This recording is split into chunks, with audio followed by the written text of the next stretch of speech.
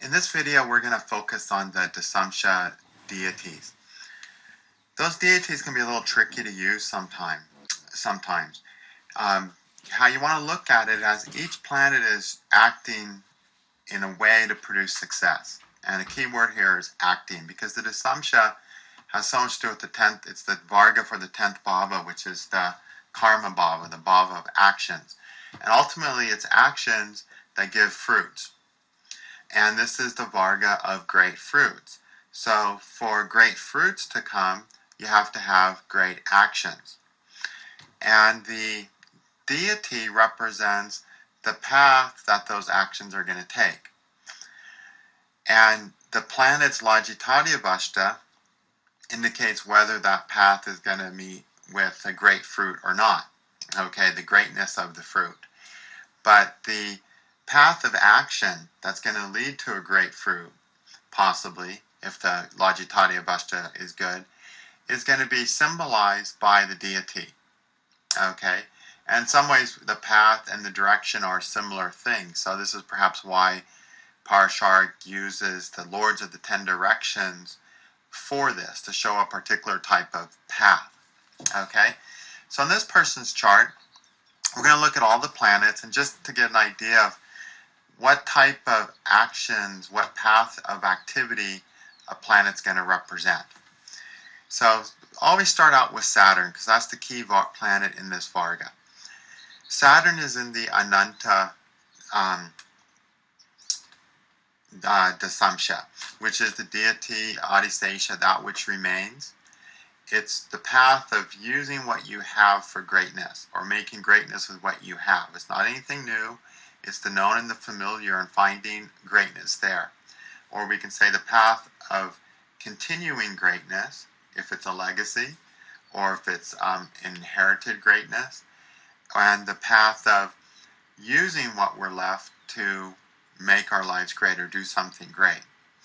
So, with this person Saturn falling in the Ananta Dasamsa, a lot of this person's, the greatest things this person may possibly do, because Saturn's such an important planet in the Dasamsa, will have to do with him taking what he's left, what he has, what he's comfortable and familiar with, and working with it. It won't be so much someone who comes up with brand new things all the time, but someone who really works with what they have to make something, great. Now, whether that path of using what they have and using what they're left will meet with success or not, we have to look at the Lajitadhyavashta of Saturn. Okay? Now, Saturn, fortunately, is joined by Jupiter in the Rashi chart, which is going to delight Saturn in general. However, in the Dasamsa chart, Jupiter's sleeping, so he can't delight Saturn. Saturn himself is in a natural neutral sign, so far Saturn's just flat. Not good, not bad. He's aspected by the Sun, who's in a friend sign, and that Sun is going to hurt Saturn, is going to starve Saturn. Aspected by his enemy Mars, who's very strong, but not a strong aspect to least, who's going to hurt him. So like 46 points of troublesome influences. Mercury from a natural or neutral sign, so from a sleepy avashta, good solid avashta, is affecting Saturn to 41 points and Venus to 43 points. So, and Venus is in a natural neutral sign. So Venus and Mercury can both help out Saturn. Sun and Mars are hurting. So it's relatively so-so Saturn.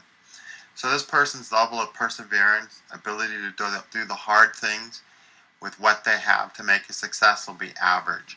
So we sort of have an average level of success that Saturn can produce. Not any true greatness, unusual greatness, but not, demeaning success either. An average level of success. And that success will be found by working with what they have. Not new things like the Brahma Dasamsa represents, but working with what one has, making the most of what they're left and what they're given.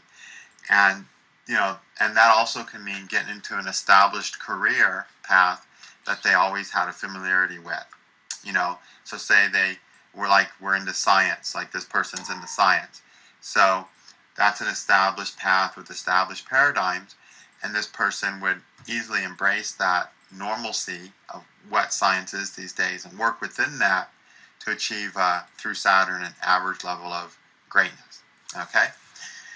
But not revolutionizing anything, but just making the best, doing something great with what's already there. Then Sun, we'll just start with the Sun next. It's not the most important planet, it's not the strongest planet, but it's also in the Ananta Dasamsa, so we can just start talking about that. The Sun is in a friend sign. It's helped by its friend Moon, but it's in the friend sign. Jupiter can't help because he's starved. And so Jupiter, or sleeping, so Jupiter can't help the Sun, unfortunately. Saturn's hurting the Sun. So while the Moon is helping as a friend, Saturn's hurting, and then Sun is conjunct his neutral Mercury and his friend Venus, or his enemy Venus, sorry. So Venus is starving the Sun. So overall, the Sun is about 2/3 bad and 1/3 good. It's not a really good Sun. So that Sun is not going to produce great success. It's going to cause some setbacks in success. Now the Sun, of course, produces success because of the fact that it is steadfast and consistent. And that's very similar to the qualities of Saturn, which produce success through perseverance and doing the hard work necessary. But there's a slight difference between the two. And the difference is, Sun is consistency that comes from inspiration, and steadfastness that comes from inspiration. Because you really want it. You're so inspired to it, it's easy to get up and do it every day. You're inspired to do something great. Well, with this Sun being weak and starved somewhat, or thirsty, it's actually starved by Venus, even though it's in a sign of, let me back up here. Sun is in a watery sign, so the aspects of enemies won't starve it, they'll just thirst it. So Saturn's thirsting it. But the conjunction of Venus will starve the Sun. So it's not a great Sun. Little less than average. So that will show somewhat lack of inspiration that gives the consistency and steadfastness that makes the person want to get up and do it every day. Once the person gets going, then their average Saturn kicks in and they can work hard and persevere and push themselves. But if we don't have that inspiration to want to do it all the time, we're not consistent in our actions. And that's what this person suffers from with that Sun. They just don't have that urge to go do it. You're going to find in the charts of the greatest people, Sun and Saturn will both be solid and strong in the Dasamsa, but they won't aspect each other in the Rashi chart. In fact, the best place to have Saturn is in the 2nd or 12th from the Sun. That causes a solar yoga with the Sun, which makes the person really be able to use that Saturn under the guidance of the Sun, without the Saturn afflicting the Sun or the Sun's afflicting Saturn. So both planets don't hurt each other, but they're working together. And then if they're both strong in the Dasamsa, we've got these two strong qualities of inspired greatness and working hard to do something great without the Sun and Saturn getting in the way of each other. So this person unfortunately has Saturn, Sun in 5 and 9, so they'll aspect each other. Ideally we want Saturn here or here. In fact, the best place to have any planets is in the 2nd or 12th from the Sun, especially his enemies, Venus and Saturn. Okay? That's where we want Venus and Saturn, is in the 2nd and 12th from the Sun, causing a nice solar yoga, and then they won't get in the way of the Sun. So anyway,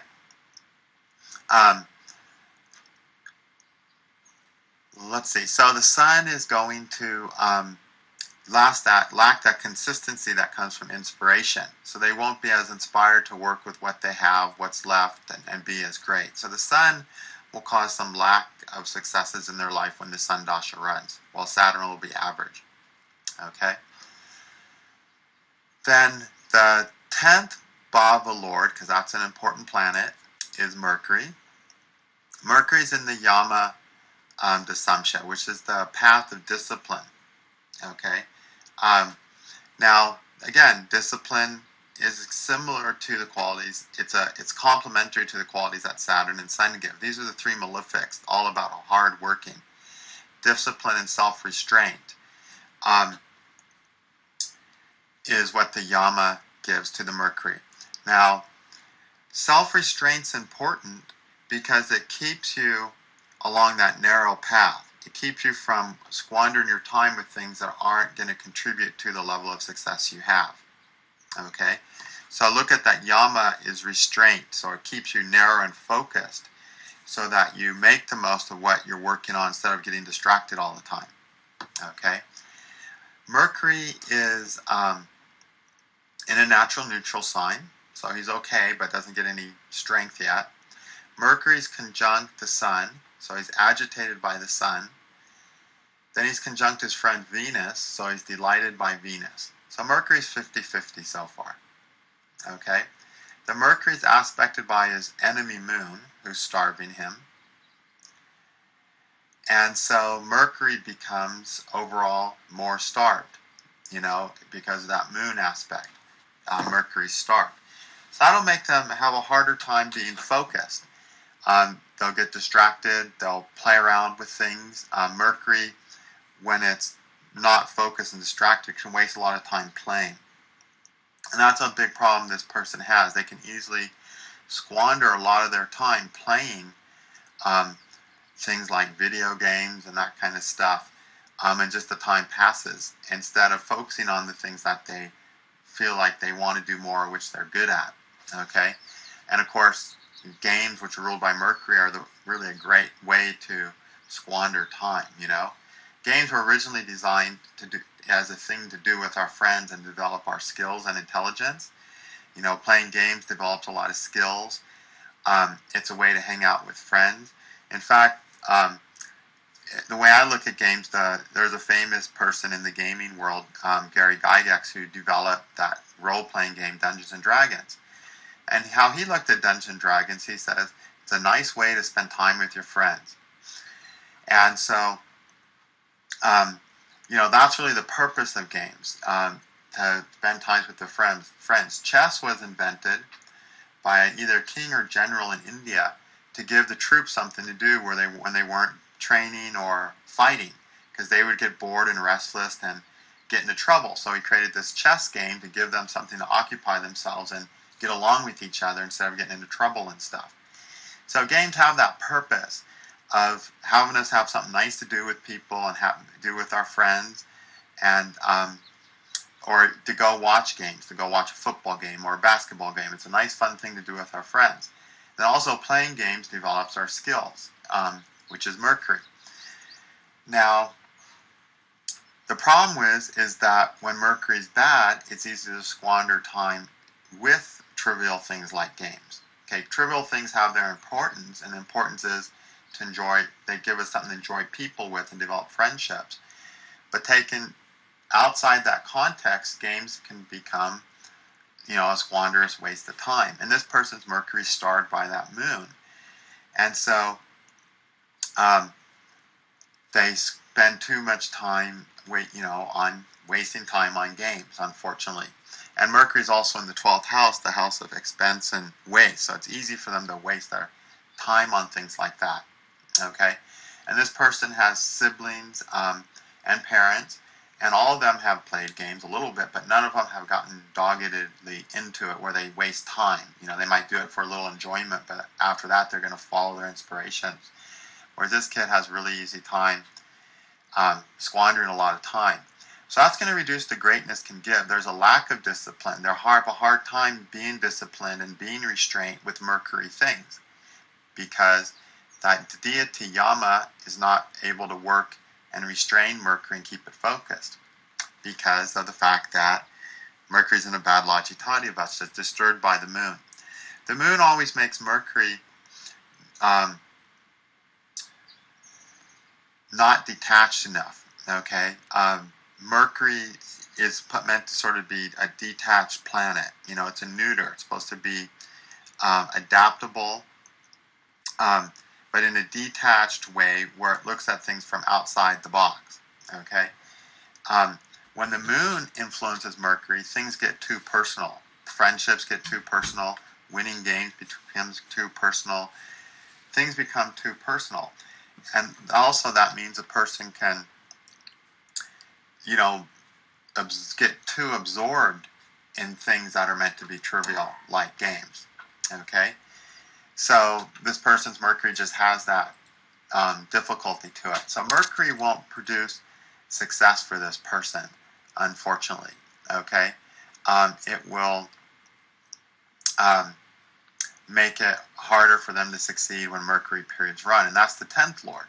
So that's going to reduce the deeds that this person can do, because they'll get caught up, distracted by trivialities, and squander a lot of time on things that aren't important to their success. Okay? And they won't be able to follow that path of discipline that Mercury needs to be on. Okay?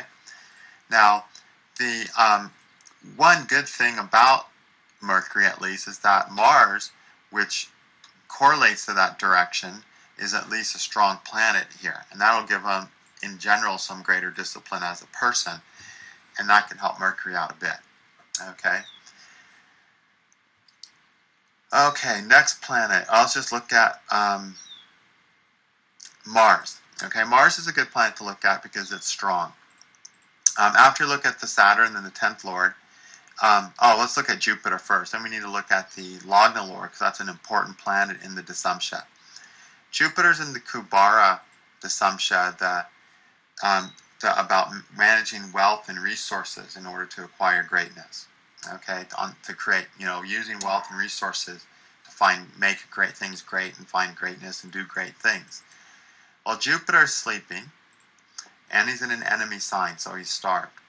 He gets helped by the Sun. He gets helped by Mars, but then he's already starved. Then he gets starved by Venus. Okay, and then he's conjunct Saturn, so he's starved by Saturn.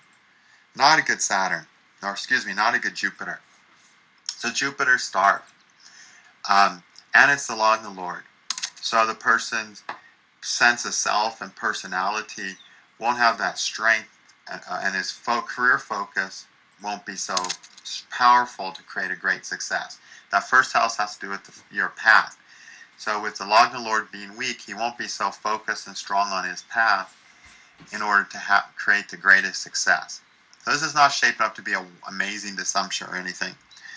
Then Jupiter is in the Kubara Dasamsa, which is about using your wealth for the purpose of creating success and building a better life.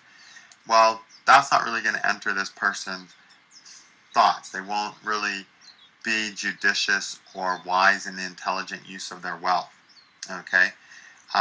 They may have money kicking around and just not even using it to improve their circumstances. And that's actually one thing this person does. It just kind of doesn't really use their wealth really productively.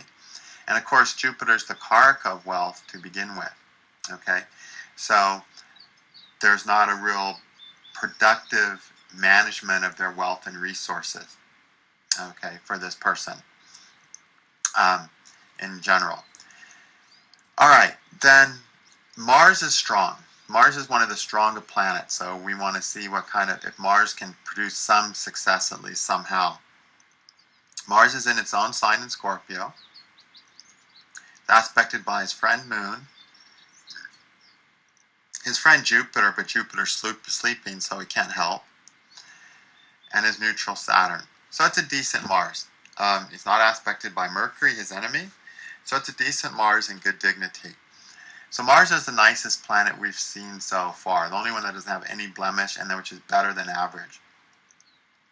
Mars is in the Agni direction, which has to do with connectivity and finding support.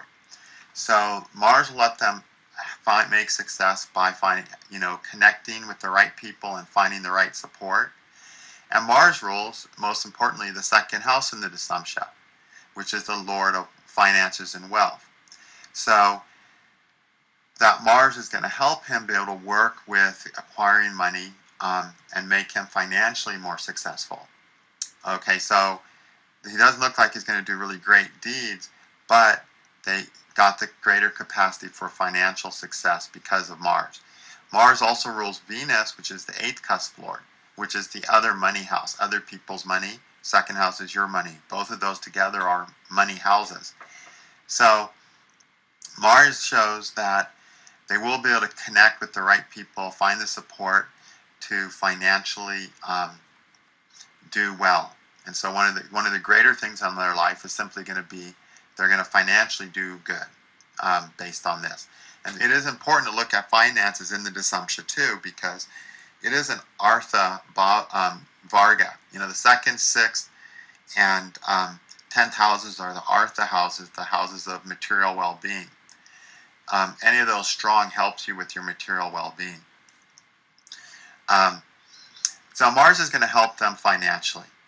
And through Agni, the path of Agni, of connecting and finding support and embracing support and things like that. They won't have issues where they won't accept the financial benefits that they can that are given to them or anything like that. I know some people are closed off to getting support. Well, this person won't be. Okay?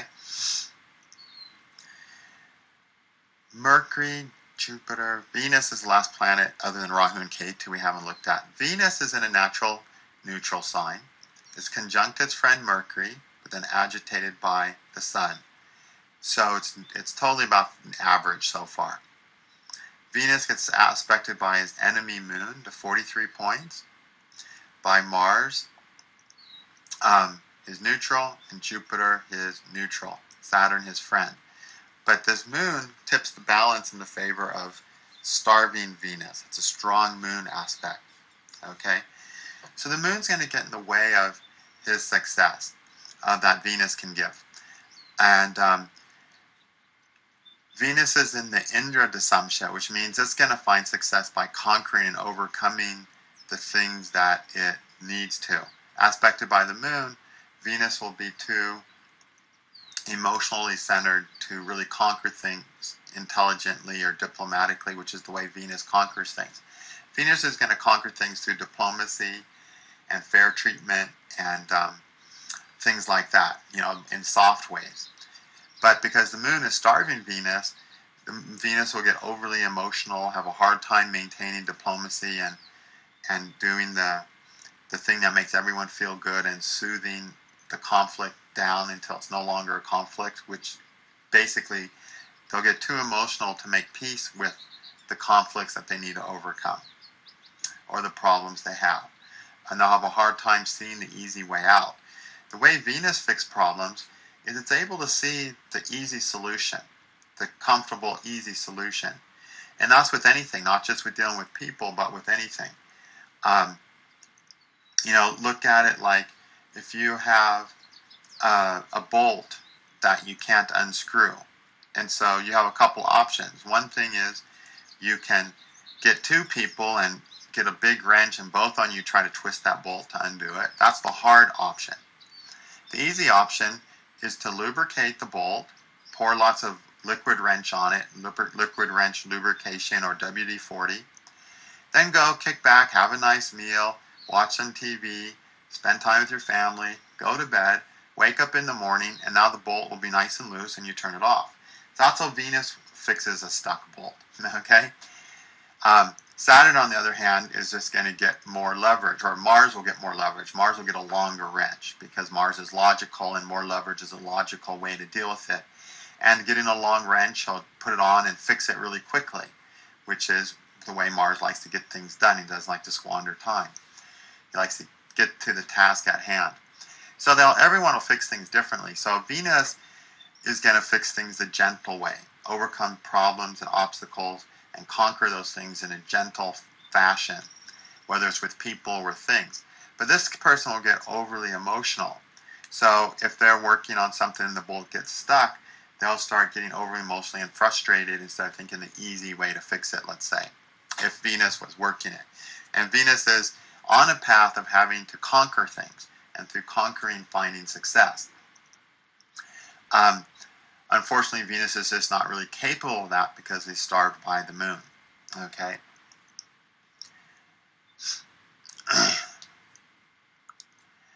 Okay, so we've seen that this person doesn't really have a great Dasamsa. So Saturn's average, that's the most important planet. Mars is good. And so the greatest success for this person will be in the dollars they acquire, the dollars they earn, rather than the great things that they do. Okay? It's not the assumption of doing anything amazing or great or unusual or important. You know, it doesn't give that level of greatness. Now, of course, we need to check the Gemini stuff too. I'm just focusing on the Dasamsa right now. But wealth will be their bigger success in life. The bigger fruit will be wealth because of that good Mars. Okay? You'll also notice Saturn happens to rule in Artha house, the 6th house. And Saturn's the second best planet.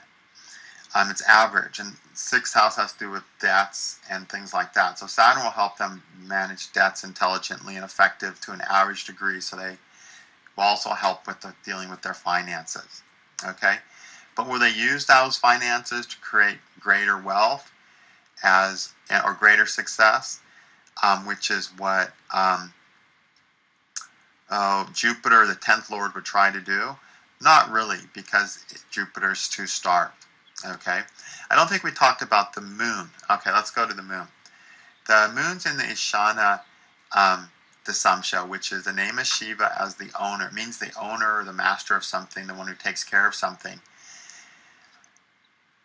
And so the Dasamsa, planets in that Dasamsa are really great for a person owning their business, making wealth with what they own, basically owning their business, owning their brand, owning their label, owning their copyrights, whatever. There's some form of doing greatness because of something they own, because of owning a patent, something like that.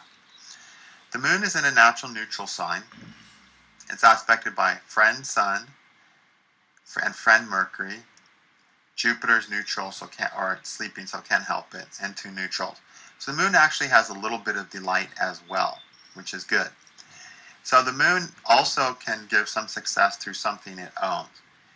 Maybe it'll be a business or something like that, through something it owns, through personal investments that it makes. Now, the moon rules the 12th Bhava cusp over here. And the 12th Bhava is the Bhava of expenses. And that means, and it's also the Bhava of long-term investments. The 12th Bhava is making expenses to make things overall, eventually in our life, better. Okay? So if we spend money on our education and we spend 60 grand to go to college, that's considered a long-term expense that over the whole of our life is going to be worth that 60K because we're going to make a few million throughout the rest of our lives. So that's how the 12th house operates. It's not just expense like burning money and flushing it down the toilet. It's ideally expense on good account, on something that's worth spending on because it enriches our life. So it can have to do with long-term investments. And so with the moon being in a good planet, this shows a person can do good with long-term investments and will probably earn some from long-term investments as well. Okay, so again, it supports sort of the financial success that we see in this person's Dasamsa. Okay, Rahu and Ketu are also both in the Ishana direction. So we see a lot of 3 planets in the Ishana direction of, doing great with something they own, whether it's a patent, a business, whatever, something they own and working with it. Now, Rahu is going to give the results of his lords, which are Jupiter, and Ketu will give the results of Mercury. We know Jupiter is not good. Mercury was not great either, if I remember right, because he was agitated by the sun and then aspected by the moon, so he's not good. So the lords aren't really good. However, Rahu and Ketu also give the results of the planets they join in the sky, which Rahu joins the moon in the sky. In fact, it's just a degree away. So the moon we've seen is one of the more delighted planets. So Rahu will be able to give some success in the context of what it owns, which is nice, okay? So this person, and Rahu, of course, is a planet of new technologies, new ideas. So this person can develop something that they own, like a patent or a product, possibly, okay?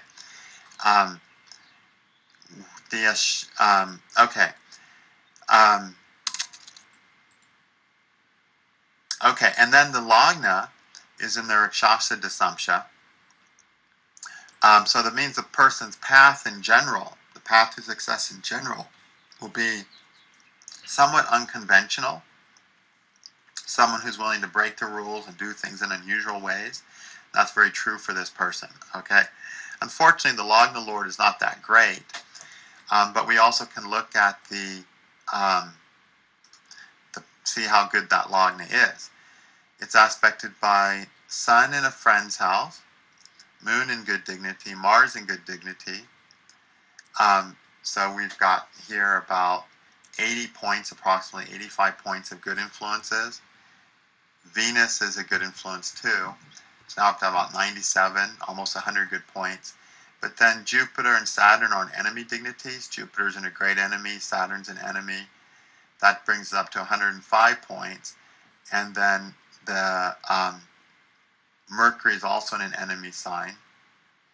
So it's getting smashed by planets in bad dignity. So it's not a really great Lagna. So unconventional path, but not one that really creates an easy success. Okay? So this is not a great Dasamsa. It's a little worse than average. The person will not have any unduly great success. They'll be more successful in the financial part of life than in doing anything great, or getting an award or anything of that sort. Okay? Average Dasamsa. But we can kind of see what those reasons are. Well, because they'll have difficulty in their consistency of inspiration. Okay, Sun is not great. Because of Jupiter, which is sleeping. Now, Jupiter, when it's sleeping, it takes away that sense of purpose. And Jupiter gives the feeling that this is the purpose of my life. Okay? In fact, one of the names of Jupiter is Jiva, which means life. And in Jaimini, when he talks about the career sutras, he calls that, he calls it that planet, that career planet, which will enliven a person. Okay? It'll enliven a person. It'll give that person the purpose to live. And so, those are really strong things. That purpose to live is given in general by Jupiter. The purpose of life is given by Jupiter. And that's what largely our career is. But with the sleeping Jupiter, this bad Jupiter, this person's just going to have less of a sense of purpose to do anything really great. Okay? And because of that, they won't care about how they manage their wealth, and they'll mismanage and not really use it towards a greater purpose. Okay?